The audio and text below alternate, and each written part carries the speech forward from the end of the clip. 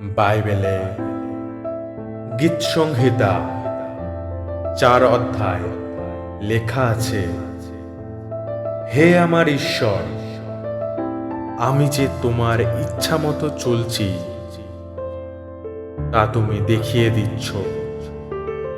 আমি যখন তোমাকে ডাকব তখন তুমি আমার ডাকে সাড়া দিও।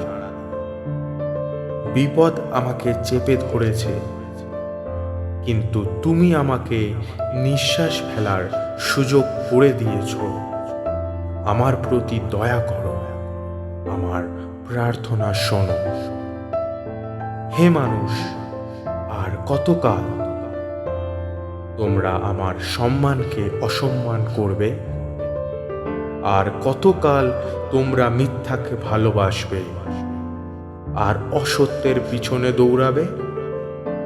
তোমরা জেনে রেখো, সদাপ্রভু তার ভক্তদের তার নিজের জন্য আলাদা করেছে। আমি ডাকলে তিনি শুনবেন। তোমরা উত্তেজিত হয়ে পাপ করো না।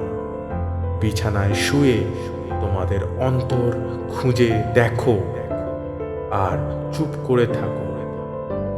যোগ্য মনোভাব নিয়ে তোমরা উৎসর্গের অনুষ্ঠান করো আর সদাপ্রভুর উপরে নির্ভর করো। অনেকে বলে, কে আমাদের মঙ্গল করতে পারে? হে সদাপ্রভু, তোমার দয়ার দৃষ্টি আলোর মতো করে আমাদের উপর পড়ুক। প্রচুর ফসল ও নতুন আঙুর রস উঠলে লোকদের যেমন আনন্দ হয়, তার চেয়েও বেশি আনন্দ দিয়ে তুমি আমার অন্তর ভরে রেখেছ। হে সদাপ্রভু, তুমি আমাকে নির্ভয়ে রাখছ, তাই আমি শুয়ে শান্তিতে ঘুমাবো। আমেন।